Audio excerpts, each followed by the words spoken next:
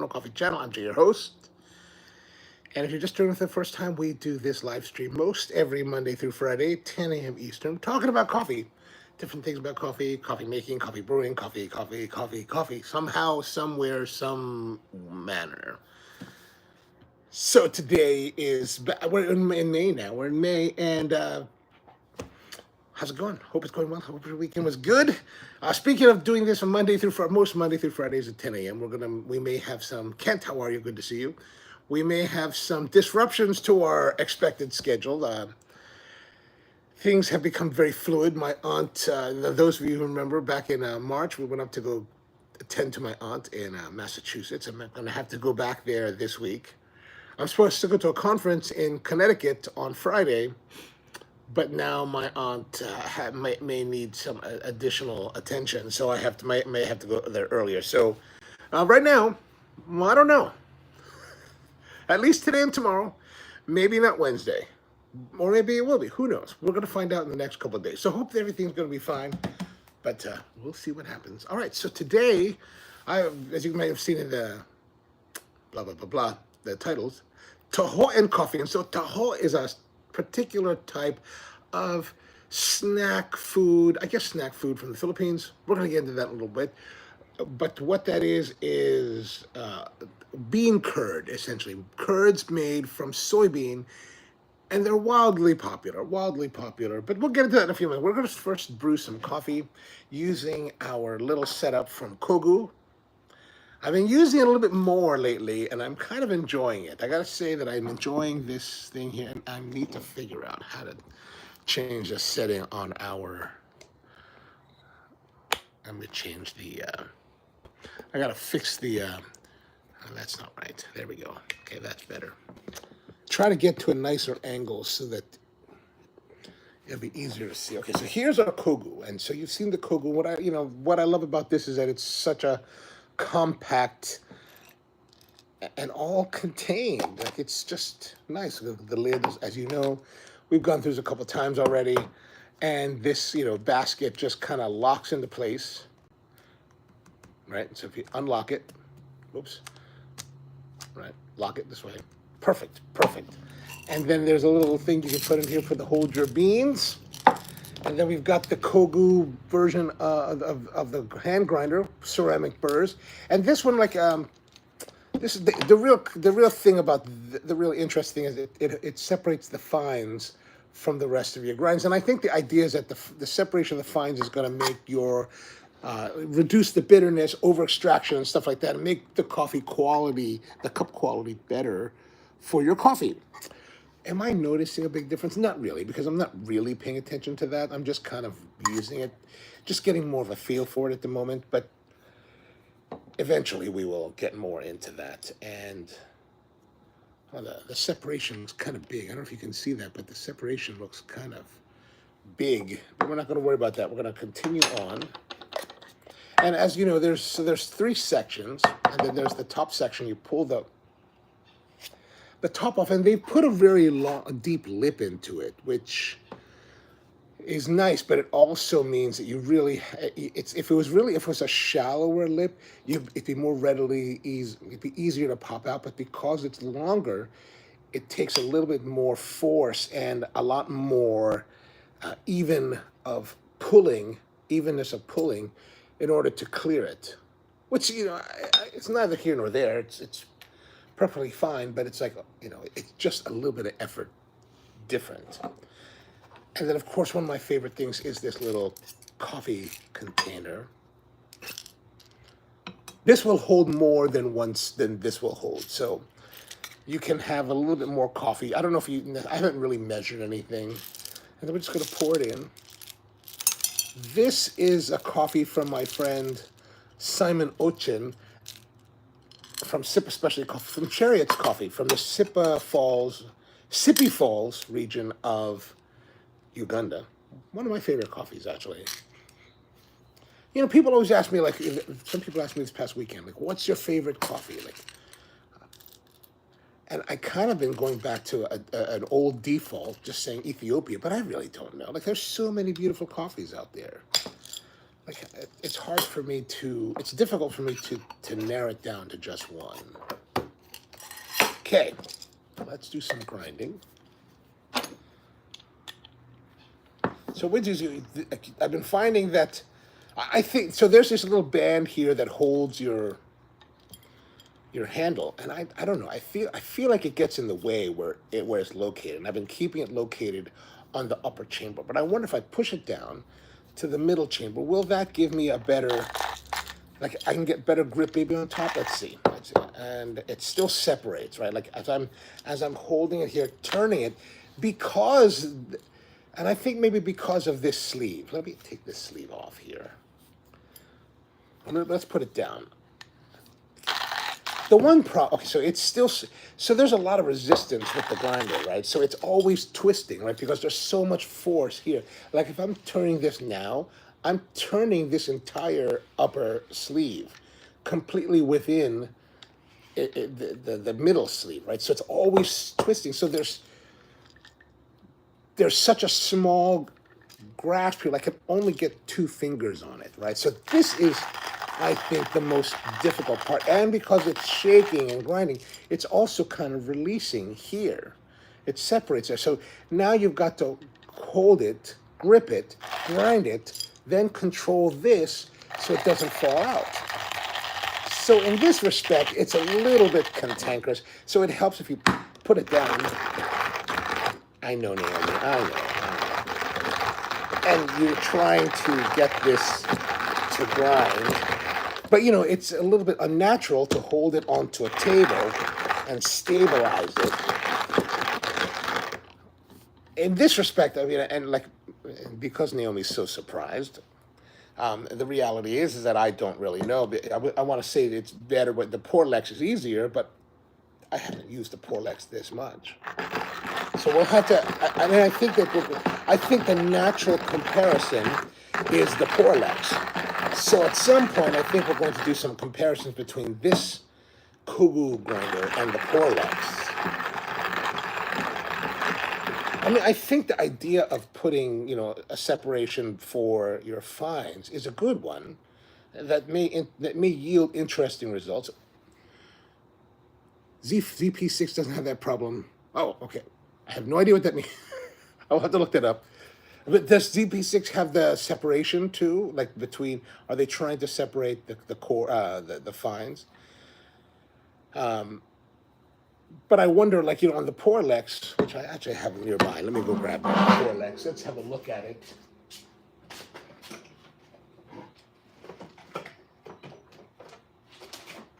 One of the things I really liked about Porlex is the Porlex will fit inside an AeroPress if you want to create a, you know, travel kit.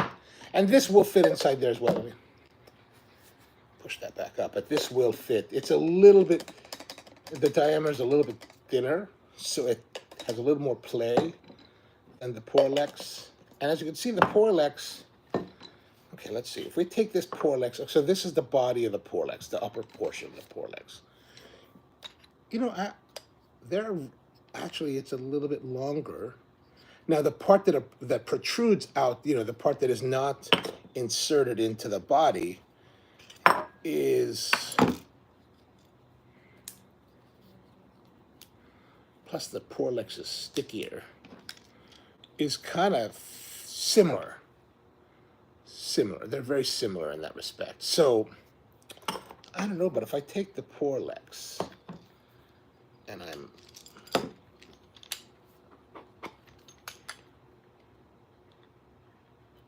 see, it's not the same. But it's, I never had the problem of the Porlex coming apart. So maybe it's just the tolerances. Like the Porlex, like feels, like if I'm pushing on it just like that, I can't take it off. However, if I push on it like this, I can easily take it off. So it's, I think maybe it's just the way that they designed the tolerances for the sleeves to fit together. But it's a bit, you know, that's to me the irritating part. Now, what I say, now when it comes to irritation, is this better than this, or this better than this? Not really, because it's all hand grinding, and hand grinding in general is just an irritating and annoying thing to do. But sometimes you have to do it because there is no other choice. So I get it. again, okay, so that's all of it. Now, luckily we don't have it ground, we don't have it set so fine. You can set it pretty fine. Now, I didn't clear out the fine shoot, so this is not like a total amount of fine. These are like from 4 different grinding sessions. I just haven't thrown it away. All right, so we've got our stuff done. Where is our filters? We've got our Kogu filters. I have not had the chance to look up what makes these filters different than Melita, Hario, Cafak, blah, blah, blah, blah. I'm sure they're perfectly fine filters. Is there a greater advantage of these filters over nothing? I don't know. Naomi says, I missed beginning, so it has, darn it, it has an insert to separate. Oh, yeah, yeah. So there are 3 sections to this grinder, right? So there's the grinding part where that holds the beans. There is the main part that captures the big grinds. And there's a screen here. There's a screen here that separates the fines into the lower chamber. So you can toss those away. I think, and I haven't read the literature on it, and I haven't to like figure out or to learn the intent, but my presumption is that, you know, the fines are going to give you over extractions and additional bitterness, so you want to get rid of that.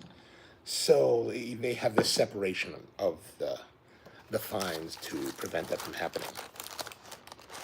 All right, so we got our Kogu filter. Like I said, I don't know if these are much different than others. They feel a bit different than the others. They feel a little bit thicker, a little bit nicer. Busa says that the ZP6, he's in love with the ZP6. Awesome, awesome. The ZP6 is a grinder, is that correct? All right, we're gonna put this in here. And as you know, I like to fold over the edges. Now, with this particular type of brewing basket, this stainless steel wire mesh basket, the folding over doesn't really give us the same kind of effect that it does in, you know, hard surfaced conical brewers, because, you know, it could easily just be wedged between anything. So I don't even know if my whole approach to that is even, you know, doing anything. Maybe it's making it worse, because maybe it's more difficult to get included into here, right? Okay, now once you twist it all together, you put this on top. Right, okay, good. And then now we've got the coffee in the center section. So now we can just pour that in. And honestly, I don't know how much coffee is in here. I don't know. I'm just kind of going with it. We're gonna brew. I'm making some heavy duty and probably ridiculous presumptions. I think the first time we used it, we did fit 24 grams in here. So I'm presuming that there's roughly 24 grams or somewhat an amount of coffee that's in here that is going to make us a full serving of 300 to 350 milliliters of coffee. I'm not really measuring. I'm not measuring anything. I'm not measuring anything because, you know what, Paige, good morning to you. Why? Why measure? Sometimes you don't have to measure. Sometimes you don't want to measure. And why is this leaking? I think wow, this thing is totally getting trashed. What happened to the O-ring? Ouch. At least it's hot. Okay, we'll figure that out later. So, what we're going to do is we're going to take our water. And I boiled water earlier and put into this thermal, and, you know, just to make it easier. We're just gonna, just as though we're outside camping or something, just gonna, what is with this thing? This thing is leaking. It's terrible.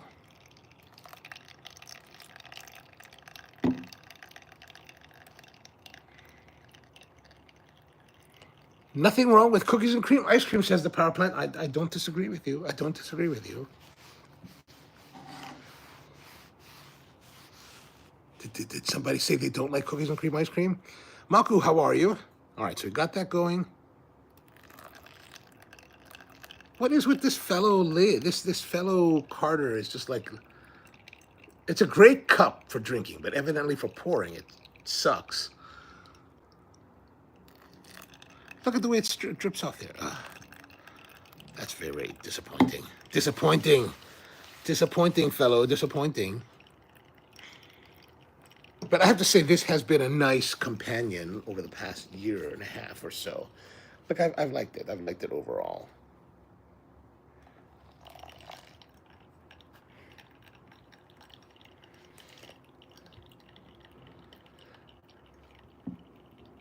Wait, yes, by Onesie. You mean Onesie Presso said that they didn't like cookies and cream ice cream? What? People need to go away then. Oh, Naomi says, no, it doesn't separate the fines.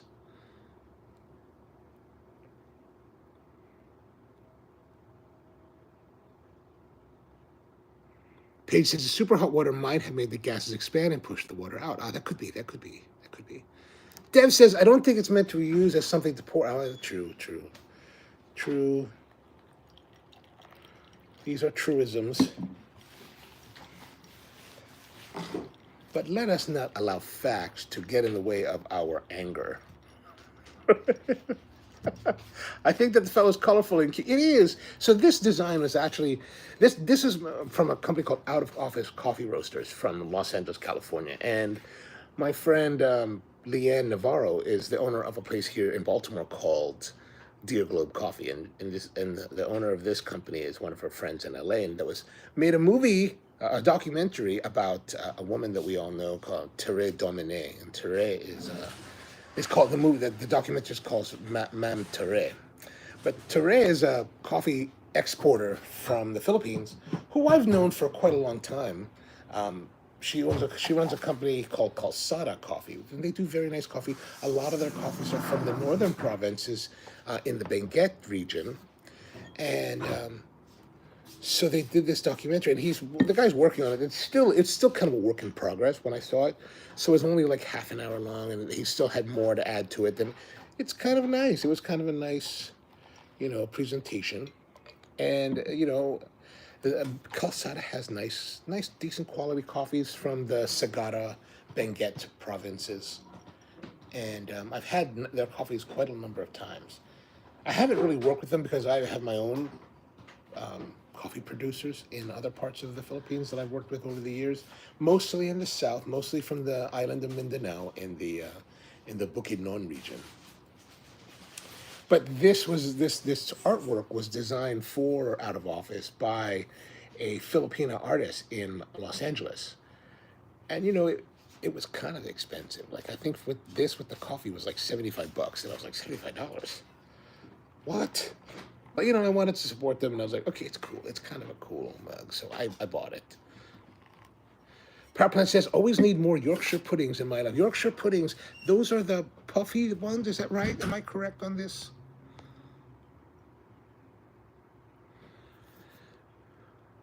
Power Plant says, the one in E, I know, you said this before, I remember you said this, it's pronounced E like in the number, so easy press, so, I keep forgetting about that. Jay's with us. What's going on, man? How are you? Good to see you. But I'm in America, and Americans, we see the one Z and forget that there's I don't know if you've heard, but here in the United States, we no longer believe in China, right? That or something like that. That's what I mean. That's the programming they're giving us. Payne says Yorkshires are made with beef tallow. Oh, beef tallow. Oh yeah, so that is the one where you put you get the dough or the batter, and you put it in the pan, like in a muffin molds, and then you cook them at high temperature, and oh yeah, that is good. I like that. Well, no, if it is what I'm thinking, it's not a sweet. It's more like a puff type of pastry. Well, yeah, puff, not really puff pastry, not puff pastry, but a puff, like a cream puff, like a choux, almost like a choux-ish pastry that you serve, if I remember correctly, with Sunday roasts. Man, it's really good. Like, I will tear that up. Pudding in the UK means lots of different things. Yeah, there's so many. They have, yeah, I don't know all the puddings. Bread pudding, custard pudding. Okay, so our coffee, we're gonna say that's done because you know what? I don't know if, maybe we'll have more water. We'll put some more water. Why not? Okay, we're gonna say that's done now.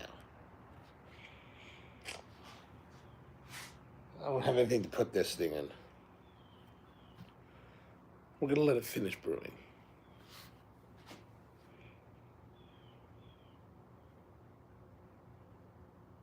Now, this has taken a long time. The coffee is, for this quantity, is probably too fine because we're getting, I mean, I'm sure it's taken 5 minutes to do this. I haven't really paid attention to the time, but you know what? Does it matter? I mean, yes, it matters to a certain, if you, but let's say you're just out, hanging out, doing things, enjoying life, hanging out with friends, making coffee in a casual setting. Do you need to have the scales? Do you need to have all those things? I don't think so. Oh, good idea. We should dump it back into the fellow. Okay, good. We'll do that.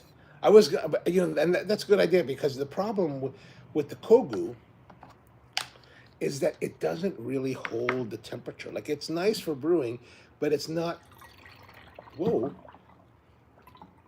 I thought it's overflowing because, you know, there is a splash guard here that prevents it from splashing onto your face, but it also conversely slows down the flow as you're trying to put it back in. Okay, so now we've got here, we've got our titanium, our dual wall titanium. This is definitely dual wall.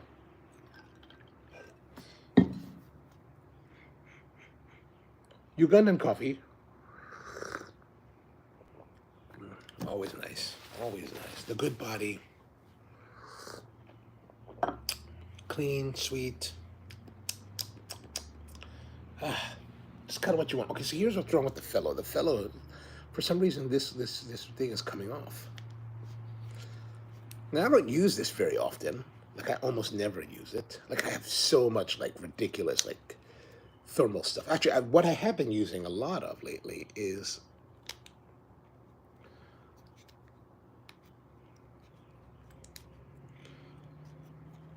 this is actually kind of a pain to get back on. Which is probably good because it should be snug, but how to get off in the first place, I don't know.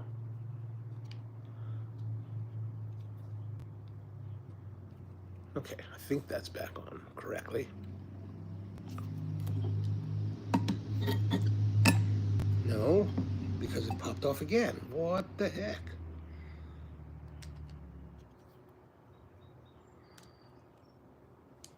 Maybe it's the other way. Oh yeah, maybe it's this way, not that way. Okay, that fits better. Oh yeah, much better. Power Plant says Zojirushi vacuum bottles are the best in the industry. Oh yeah, no doubt, no doubt. I agree with that. I have a bunch of them we use at the shops for a variety of purposes. Plus, I like how they have this little like click, and then it opens the little nozzle, not the nozzle, but it opens the whatever, the lip, and you push it back in and close. Oh man, it's awesome. It is awesome. But you know, not everybody buys Zojirushi, unfortunately. So sometimes you just want to support.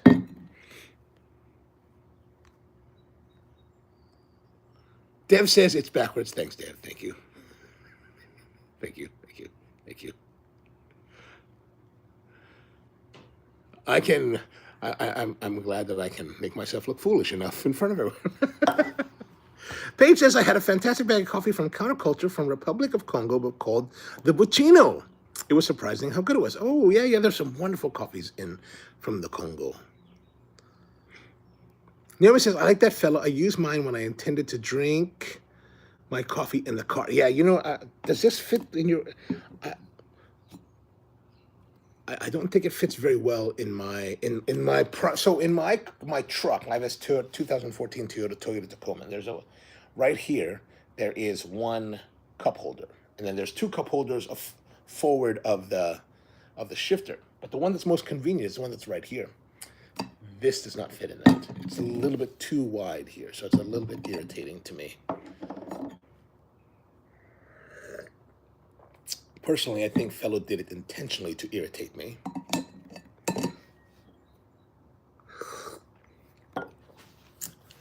And I will look for proof.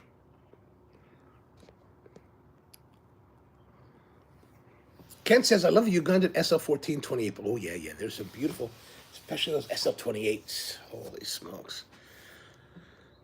Power plant says, Naomi says, which Zojirushi, or does it matter as long as it's vacuum? Where do I have one lying around? I've got one lying around here somewhere.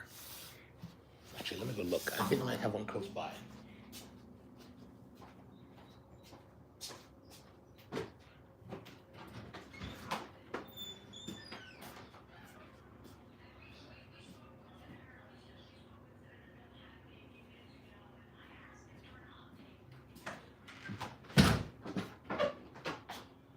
Actually, yes. Hey, I knew I had one nearby. Now, this one is pretty old. Like, this is well over 10 years old. So they may have new ones, but this is what they call the Tough Slim Zojirushi. These are my favorite. Like, I use these really, I don't really use this for my personal use. I use it mostly for professional use. And as you can see, I've had a bunch of them over the years. This one has not even been used. It's like brand new. But these, so what I love about these, right, they're thermally stable, and you can use them for drinks because they're designed with a little cup. They've got a little cup here, so if you want to use it for drinks, totally. And what I love about this is this lid. Opens it up, and then when you want to close it, so let's say you want to keep something, I don't know, let's say you want to keep like a bechamel, not a bechamel, but let's say you keep some kind of sauce that you want on the line, put it in there, done. It's so nice. Such a well-made product, like, and thermally stable, line coated interior, lined. And I mean, like I said, it'll keep it hot all day long. Like, it's really, and it wasn't terribly expensive. I think these were like under 20 bucks, maybe 20 bucks at the time, or maybe even less, right? Like, these are, I'm glad you mentioned that, power plant. These are awesome. These are truly awesome. Like, I remember when I bought these, I just basically went and I think I bought like 10 one day. I was like, I need it. I'm just gonna buy all. I'm gonna need them at some point, so I'll just buy them. And yeah. Totally worth it. And to Naomi's question, when it comes to Zojirushi really is like, they're top notch. Like, you can buy anything made by Zojirushi and it's gonna be worth the money because they just make great stuff. Like, they've always made, whether it's like this, like thermal holders, or let's say you get the hot water dispensers or the rice cookers. Like I've had Zojirushi. I think we're using Tiger right now. Like, you just, if it says Zojirushi, I don't even have to think about it. You just know. You just know.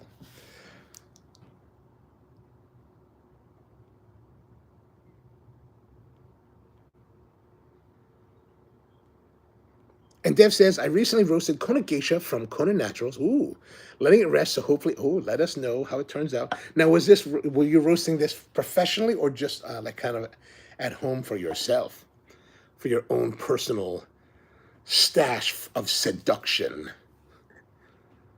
Power plant says, if you preheat or pre-chill them, they were, oh yeah, no doubt, man. Totally with you on that. Because we would use these not only for hot stuff, but we'd also use them for cold. Like, let's say if we, on our, like, if we wanted to have condiments ready, like, let's say, like, even just half and half cream, we would fill those half and half and just, and we could keep that on the counter without having to worry about it, losing thermal stability for a long time.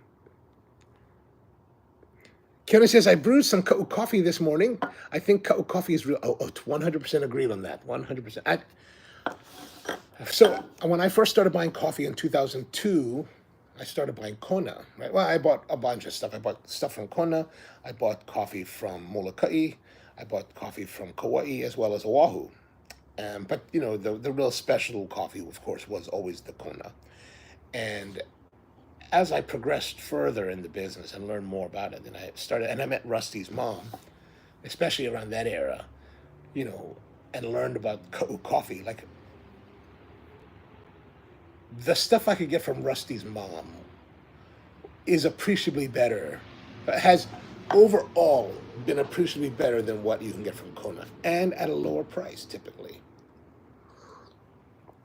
So I think Ka'u has beautiful coffees that are kind of under the radar still. And while they're not going to be the price of Central American coffees, they're going to be a better value in terms of coffees from Hawaii, right?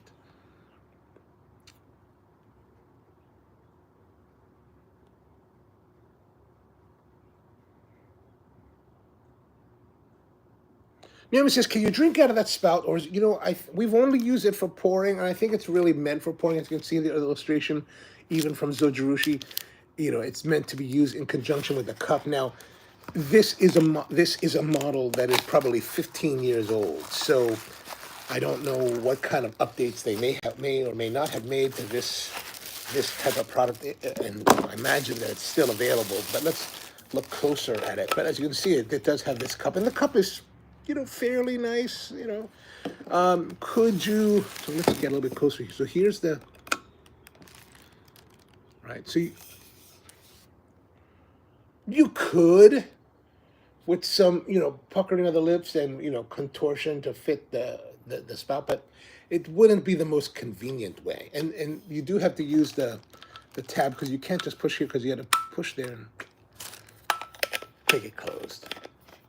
Yeah, so if you're looking for something that you can just kind of run around with, like, I guess if you're running around without the screw cap, and you want to, I guess you could do that. And the nice thing about it is that you can hit it and close it without doing with one hand. So I mean, there's probably ways to contort yourself to make it work as a drinkable vessel, but it's not necessarily intended to do that.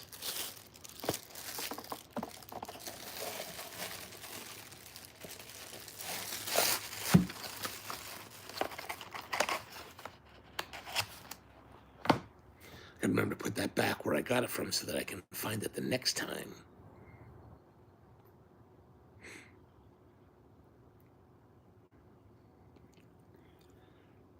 Oh, and they do have some that says power plant that you can drink from the lid. Okay, perfect, perfect. Naomi says Zojirushi is fantastic. I have a rice cooker and a hot pot. We see, you're totally in the know with that. Malcolm says, I'm going to look for those counterculture Congo beans. I really like counterculture's decaf, but otherwise I haven't been very impressed with their beans, so I'm going, oh, nice. Well, yeah, give them a try. See what you think. Let us know what you think about them. Dev says it was for the shop. 100 per pounds, $100 a pound is wild. I definitely wouldn't spend that much on. Well, maybe this will turn you around. Maybe the coffee itself isn't so great, but maybe roasting by Dev will make it worthwhile, right? That's what we think. That's what we're going to say. That's what we're going to say. Roasting by Dev makes it all worth the price. Proplan says, as good as dulce de leche is, cajeta is even better. They use goat's milk. Ooh. Gosh, it's been such a while since I've had any of those two. Naomi says, you could, but wouldn't. I remember those now. My husband used to take his coffee in a 12-ounce one and sip out of the cup at work. Ah, okay. And Paige says that Malcolm, they still have the Buchito on their site. Awesome. So, speaking of which, this coffee is beautifully sweet. Like, this is really nice. Okay, so you may have noticed in the title, Taho coffee. So what is Taho? Taho, I was saying earlier, is a Filipino thing, and it's also Chinese. It's everybody thing, right? It's an Asian thing, I think. But in the Philippines, they call it Taho. And if you're living in the Philippines, or when you're in the Philippines, you're in your neighborhood, you may hear some guy calling out. You'll see this. You may be in your house and you hear this guy outside, Taho, Taho, and he kind of says it like that, Taho, and you hear him from down the street, and everybody go, like, here in America, when you grew up in America, like you're living in your neighborhood, and you hear the jingle from the Goodyear ice cream man, and when all the kids lose their mind, like people kind of lose their mind. Well, they don't lose their minds in that respect for Taho, but they kind of go crazy. They get all excited, and everybody runs outside to get Taho. So what is Taho? Keone says there's something similar here in Thailand. Yeah, there's for sure, I'm sure. So what is so yesterday it was my aunt's birthday, so we were at the area dim sum restaurant, and my mom was like, we need to get some taho. They keep asking the funny thing, they keep asking the Chinese people, do you have taho? Do you have taho? And they're like, no, it's not. They don't call it taho. That's only a Filipino word, right? Taho is Filipino, right? So my sister-in-law, who is Chinese, I think she looked it up, and I don't remember what the word is. I don't remember, but there is a particular word in Chinese for bean curds. And so that's what this is. So this is the bean curds. And if you're not too familiar, they're basically like cheese curds, but made from soybeans, right? And what you do, this guy, when you see him, he's walking around and he's got this big stick and he's got these two like stainless steel jugs that he's balancing. And he's walking around Taho, and you come outside and you buy the Taho from him and he puts the Taho in a cup with, basically it's bean curds and sugar water. That's really all it is. And I thought I would share with you today. So I've got the bean curds. I've got a little mug here. And so you take the bean curds, right? And how are we going to do this? We're going to try to reset the stand.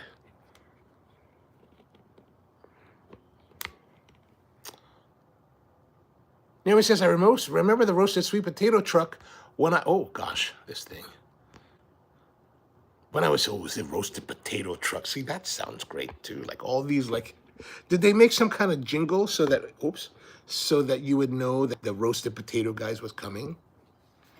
Okay, so you get your thing, and they don't use the same like bowl, but you take your bean curd, put it in there, and maybe a little bit more, maybe not so much liquid of bean curd liquid. And then you have a sugar syrup. So basically what this is, and Parplan says, definitely have that in Singapore too. Yeah, great stuff for breakfast. So this is basically simple syrup with a little bit of vanilla.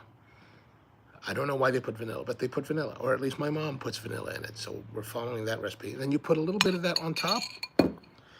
And you could put as much or as little as you want. Maybe you put a little bit more if you want to have, if you want to increase your diabetes. And then you just kind of maybe mix it up just so that you get, and that's it. This is the whole deal right there. This is everything you need for a happy Filipino existence. You just kind of, So if you like soy milk, you'll like this because it's very much the flavor of it's basically soy milk that is non-milky and sweet. Proteins, all the stuff of soy. Kind of like a soy gelatin. Soy jello. Kevin says, the Manapua trucks in rural Oahu was the best for neighborhood. Oh, yeah, gosh, Manapua truck. So Manapua, if you guys are not familiar, Manapua is basically the Hawaiian name for char siu bao, which is the steamed pork bun, the white steamed pork bun. And so many cultures have this.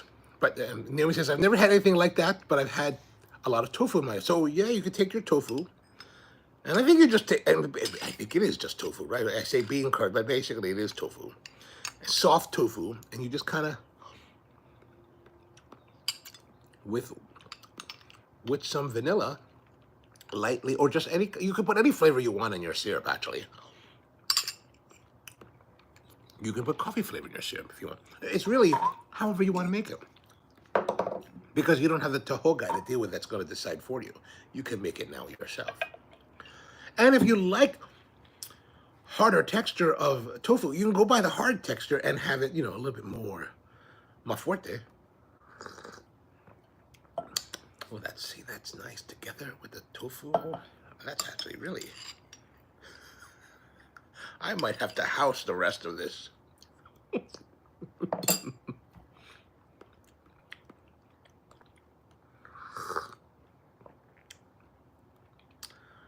Ugh.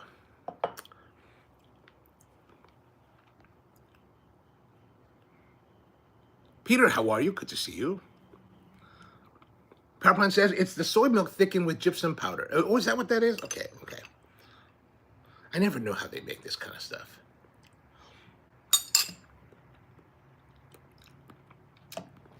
Mako says it's like Filipino, but from soy.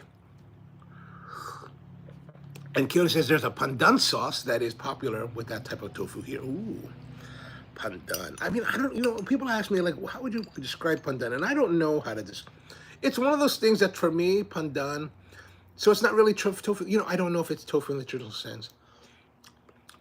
It has similar textural characteristics, but I wouldn't know. I would just kind of put it. Peter says ginger syrup is commonly served in Vietnam or Taiwan, or soy milk in China, but the North eats it salty. Oh, that's interesting. Salty.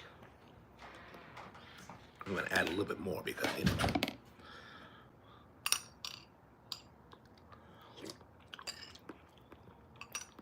Yeah, I don't know. I mean, maybe it is. I mean, I don't know. I have no idea how they make it. All I know is that when the Taho guy comes, I'm just like, okay, let's buy some. And normally it's also warm. Like in the Philippines, when the Taho guy comes, it's usually a warmer.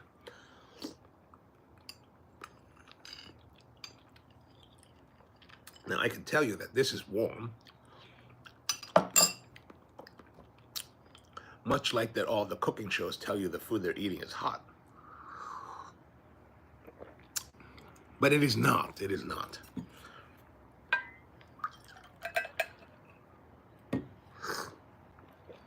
But oh, this combination of the coffee with the Taho is actually quite enjoyable.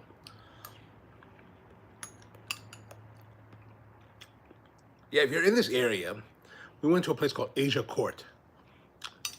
The one out in Ellicott City. That was right. That's where this came from. My aunt prefers to go there than their newer Owings Mills location. So, and since it was her birthday, we went there. Pandan has a nutty, cocoa nutty oil-like fragrance. Oh yes, that's what I was meant to be saying. Is like one thing people have asked me, like, how does pandan taste? It's one of those things where I've had it, I've liked it, but I don't know exactly how. It'd be like, for me in America, it'd be like, well, how do you describe the flavor of orange?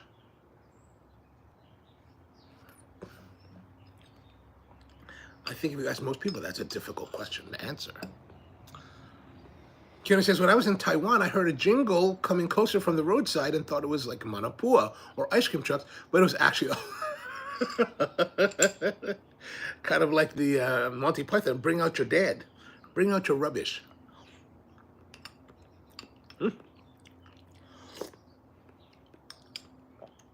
Right, I will not eat the whole thing.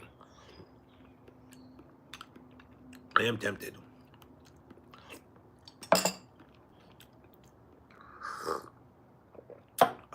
Man, this is a surprisingly great combination. This Sipi Falls, Uganda, with this Chinese Filipino Taho. Like, it's surprisingly excellent together. I got, you know, sometimes when I have the different items on the show, I don't really know how well they'll go together. And then once in a while, like, I'm very pleasantly surprised. Like, oof. Very nice, very nice. All right. That's a good breakfast. So I'm in the workshop today because I was like, well, let's have a different location and do things a little bit different. Plus, the weather's kind of nice, right? So the weather's getting very pleasant this week, and so I could be out here. And I've been working on some tables. I'm working on a table right now. I'm actually working on a bunch of like projects because they're all kind of happening at the same time. I don't know, or at least I'm just kind of like, helter skelter like that.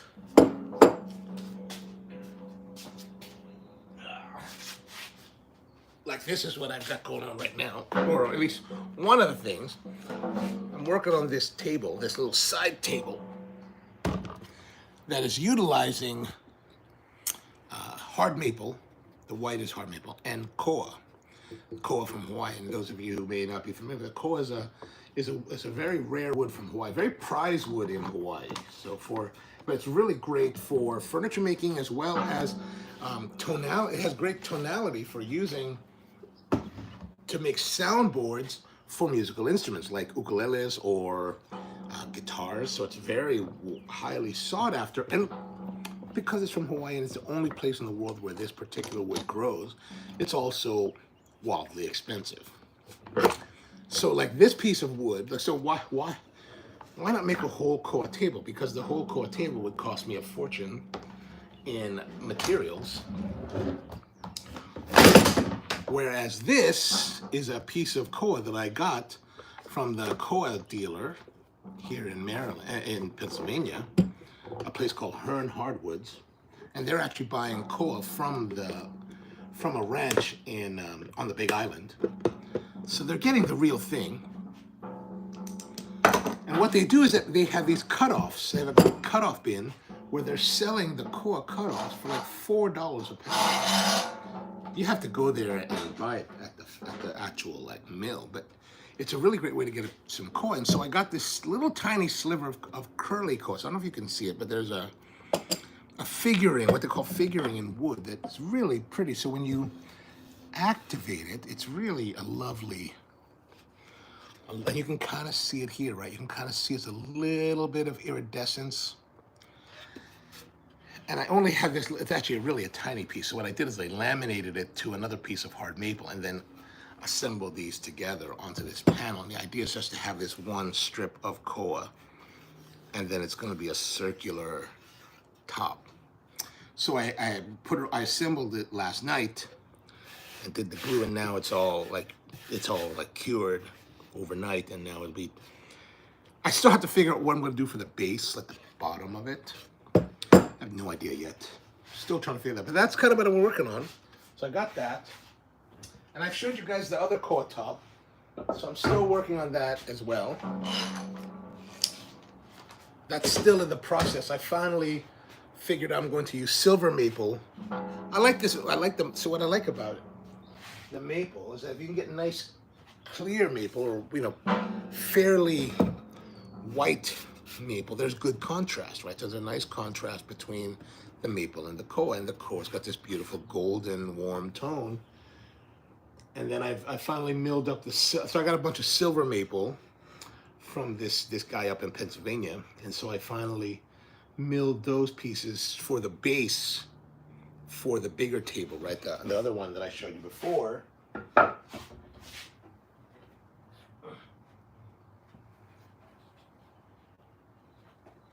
That is this piece, right? I showed you this piece before we made some coffee, and so now I finally got the base kind of milled out, and now it's time to try to get it. Not just trying to figure out exactly what we're going to do and how we're going to do it. Jay says, I finally remember the Taho call in the morning when visiting my, yeah, totally. Good times, right? Good times. And then I started another build on another chair. So I rough cut the seat out the other day. I'm trying a different grain pattern, right? So as you can see, the grain was running this way across the seat. Normally I've been running it this way, but I wanted to see like how much of an effect that might have on the build. I don't know if it will have much of an effect or not.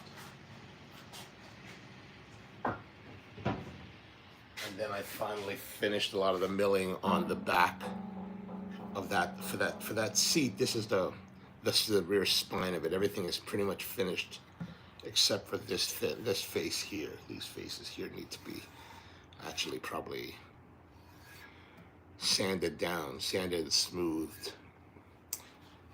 But those are for a chair that will look something like this.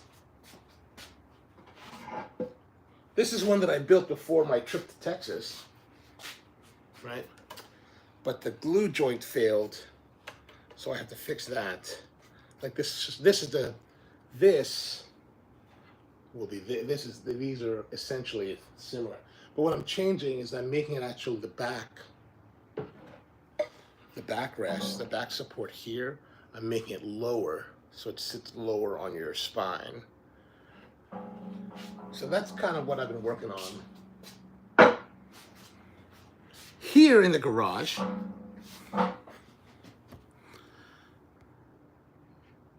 Peter says, I remember the bullet collar in the streets of Manila, not fondly, but balut is definitely interesting. Those of you who may not be familiar, balut is kind of a Filipino delicacy where they take 9-day-old, is it 9 days? I think it's 9 days. 9-day-old duck eggs, that have been fertilized and are growing a chick inside. Is it 9-day or 21-day? I can't remember. One of those two, where the chick is pretty well formed. Like there's some meat in it, there's some beak and a little bit of fur starting to come out. And what they do is they take that egg and they cook it, boil it, and then you eat it with a little bit of asin, with salt, right? You take it and you take your egg and you like this on the countertop to crack it, and then you peel it away, and there's the juice. What Filipinos call sabaw is inside the egg. So you crack it open, and then you suck the sabaw out of it. It's got a weird pungent kind of flavor. And then you break it. So after the sabaw is gone, so because if you open it more, it would spill out, right? And you'd get all messy. So you take more of it off, and you add some salt. And you can add any condiments you want. I think people have put hot sauce or whatever, like, but mostly salt, and you eat it. And it's got a very different flavor. It's not like I don't even know how to describe, I wouldn't know how to describe the flavor, but it's got a different flavor that you may or may not like. Like you may hate it. Like I know people that don't like it at all. I'm kind of neutral. Like if I have a lot of Coca-Cola with me, I'm okay with it. Or maybe if I was a drinking person, maybe a lot of beer would be all right. And it's a big beer drinking food. So, I don't know. I think it's worth trying. If you're in the Philippines, give it a try. See what you think. You might hate it. Peter says, it's not that bad tasting. I just don't look at you. Well, I don't really, I mean, you have to get one that's like maybe like a day or two extra to really see like a beak or like the head. Like I mean, it is all kind of like this. The part that I don't like, there's one part that says hard white. It tastes like chicken egg drops. Yeah, okay, so it's not too bad. It's not too bad. There's this one part, but to me, there is a little bit there is a weird flavor that I don't quite. That does kind of make me like I don't know. It's been such a while since I've had it. Right? Like I don't typically seek it out, but I'm not afraid to eat it. If somebody's like, "You want some balot?" All right, I'll have it. Do you have a big Coke? I want to have something because there is that flavor that I don't necessarily agree with. I want to wash it down and be like, whoosh, get rid of that. If I'm drinking in the Philippines, then I prefer to have sisig. And if you're not familiar with sisig is basically, I guess, pig ears, pig jowl, right? Because it's leftover pig parts, right? So the jowl, the cheeks, the ears, and what they do is they boil it so it like gets really soft. They wear down that cartilage, and then they chop it, right? Think whole hog barbecue, right? Chop it, and then they fry it, like pan fry it, and then they put it on a sizzling platter, and they season it with salt, pepper, maybe some calamansi, which is the Filipino type of lime, and then you can put like a little bit of vinegar and soy sauce and whatever, and then it's got some it's got garlic and onions and chili pepper, so a little bit spicy, and they serve it like a fajita on a sizzling platter, and they put a raw egg on top. So they heat the platter up like a fajita, right, until it's blazingly hot. Then they put everything on it, so it's all sizzling there, and then they drop the egg on top of that, the raw egg, so the egg starts to cook inside it all. Man, it's really great, right? But then they bring it to your table, and then you add your calamansi, you add your toyo mansi, or whatever you want to add to it, right? And then just go to town. You just eat it, and then you want it to be like a hash brown, right? You know how hash browns get the bottom surface gets all crisp because it's like burning. You want a little bit of that, and this is the way that I like it, right? This is the way that and I've never had it in the daytime. Like I don't like. I see these menus from like Filipino restaurants, like modern Filipino restaurants here in America, like the hipster kind of like, hey, we're modern and we're elevating Filipino cuisine. We've got sisig, and I'm like, why are you putting sisig on the menu? Like, how are you even serving it? Like, if you're not putting it on a sizzling platter like that, I don't even want to think about it. Like, it's not sisig unless it's that. Like, and plus you should be eating it at night with your drinking. Right, with beer or whatever you're drinking, you should be drinking with it. Like it's not really meant to be like a food of sustenance. At least in my experience. I don't know about you, whatever you think. But, you know, so that's the thing. So, like, I've been to some of these, like, fancier, like, modern Filipino places, and it's like, okay, it's cool. And I think that those of us who are of any particular culture or background, like when you go to these newer places where they're trying to express the culture, they're trying to express the cuisine in new ways to, like, you know, make it accessible and open to new palates, which is a great thing. I think people like myself are the worst people to go there, right? Because, you know, like in Filipinos, you know, Filipino world, like here in America, you grew up in America, and like your parents were probably immigrants, and your parents are the ones that cook for you. So the Filipino food that you grew up eating is a very particular way, the particular way that your mom made it. Now, your mom may be an excellent cook. Your mom may be a terrible cook. I know some Filipinos whose parents are terrible cooks. Like, I can't imagine how they live their lives, right? This is just like, oh my gosh. But it's your mom's food. That's what you're used to. And it's always going to be like, your mom's adobo is going to be the best adobo that you probably ever had. So that's like your standard. And so when you go to other places, it's like, well, it's not like my mom's. It's not authentic. Well, it's probably authentic, but it's just not your mom's, right? So you have to kind of keep that in mind. But you go to these places and they do things like sisig, and you're like, what are you doing here, man? Where's the sizzling platter? Why is it all fancy? Just give it to me sloppy, and I can eat it. That's what I want, you know. So I think those of us that are from the culture are the worst people to go eat it. I think we're the worst people because we're always comparing to what we know culturally. It's like, huh. Like I went to this one place called Hiraya in Washington, D.C. Very nice presentation, nice people, nice everything, expensive for what it is, but also like, you know, they're serving me things like tapsilog, which is beef tapa with garlic fried rice and egg. But the key ingredient to this dish is that you must have vinegar, right? The vinegar and the salt are like the key ingredient, the key condiment that makes the entire dish sing. And I'm like, where's the vinegar? Why is there no vinegar on the table? Why is the vinegar not provided with my dish? And why am I getting this fancy red and black rice? What is this fancy rice? Just give me white rice. That's all I want. Now, mind you, all the people around me, younger hipsters, are all like tearing up. They're loving it. They're like, this Filipino is great. But I'm like, how Filipino is this? Like, where's the vinegar? What is this fancy rice? Oh, I don't get the fancy rice. Like, the fancy rice is still kind of hard. Who wants hard rice? It's like eating nuts. Anyway, that's my thoughts. And it costs way more than I would have spent at like a simple Filipino restaurant that's like, you know, maybe a little bit dirty and not so like, you know, beautiful. Anyway. All right. That's pretty much it for today. Thank you for tuning in. We have the Taho. Give it a try. If you can find a place that has it, give it a try. Or, you know, maybe just go buy some tofu, mash it up, or just, you know, slice it up, make some simple syrup. It's actually, I'm sure it'll be tasting just the same. Maybe we'll try that in another episode. Yeah. All right. So like I said at the beginning of the show today, that my aunt, the schedule coming up for this week may be in a state of flux. So for sure today, well, of course today, tomorrow we'll do another episode. Wednesday we may not. Thursday we may not. Friday I will be in Connecticut for the Fine Woodworking New England show in Manchester, Connecticut. It's a whole weekend extravaganza of woodworking. I'll probably try to do a live stream from that place just to kind of show you kind of what's going on there. But my aunt in Boston, I have to go.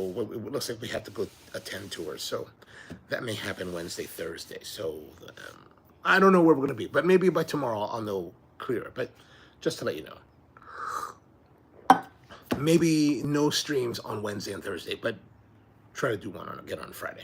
So, all right. Hope you have a wonderful day out there or night, and see you next time.